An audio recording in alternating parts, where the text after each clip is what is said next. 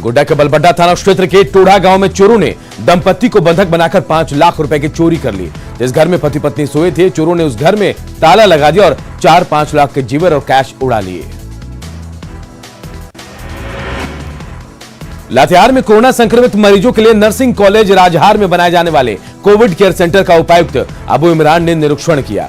उन्होंने केंद्र में पानी, बिजली, शौचालय समेत दूसरी सुविधाएं मुहैया कराने और कोरोना गाइडलाइन का पालन करने का निर्देश दिया है।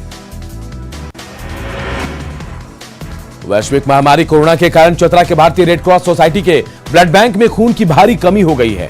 कोरोना के डर से डोनर अपना ब्लड देने से कतरा रहे हैं। इसके चलते आम मरीजों के अलावा थैलेसीमिया के मरीज भी काफी प्रभावित हो रहे हैं।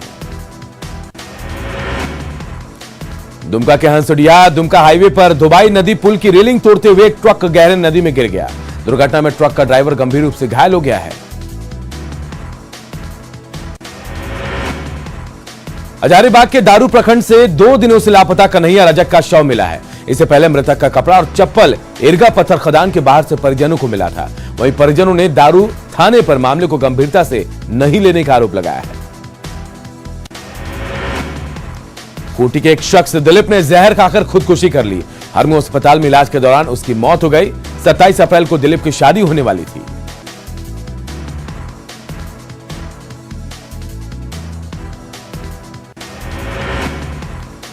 कोडरमा रेलवे स्टेशन से आरपीएफ के जवानों ने एक शख्स को संदिग्ध अवस्था में बैग के साथ हिरासत में लिया। छानबीन करने के बाद बैग से करीब 8,000 रुपए और 15 बोतल शराब बरामद किया गया।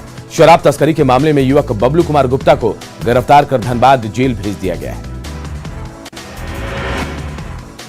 जामताड़ा के नाला थाना पुलिस ने दुमका आसनसोल मेन रोड पर 5 मवेशी लदे पिकअप को जब्त किया।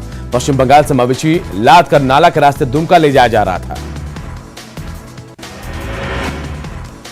गुमला बसिया ब्लॉक के तुकई गांव में बेकाबू बाइक ने एक राहगीर को टक्कर मार दी।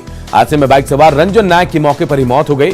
वहीं राहगीर बहुरा तुरी और बाइक सवार राधे नायक गंभीर रूप से घायल हो गए। दुमका के बासुकीनाथ प्रखंड के सिगनी पोखर में आग लगने के कारण 3 घर जलकर राख हो गए। असामाजिक तत्वों ने गांव से 400 मीटर दूर झाड़ी में आग लगाया था और आग फैलता गया और गांव के 3 घरों को उसने अपनी चपेट में ले लिया। पलामू के मनातू के घगरी गांव में शॉर्ट सर्किट से घर में आग लग गई। आग में लाखों की संपत्ति जलकर खाक हो गई।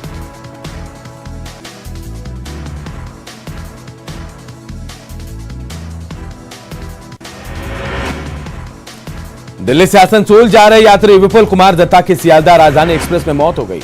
यात्री की मौत गया स्टेशन में ही हो गई थी। ट्रेन खुल जाने के कारण गार्डन इसकी सूचना धनबाद जीआरपी को दे पाया।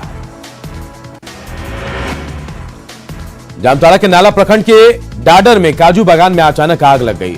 आग में सैकड़ों फलदार पेड़ झुलस गए। सिमडेगा डीसी सुशांत गौरव ने कोविड केयर सेंटर का निरीक्षण किया। संक्रमित मरीजों की मूलभूत सुविधा और व्यवस्थाओं का जायजा लिया। कोरोना संक्रमित को हर सुविधा उपलब्ध कराने का डीसी ने निर्देश भी दिया है।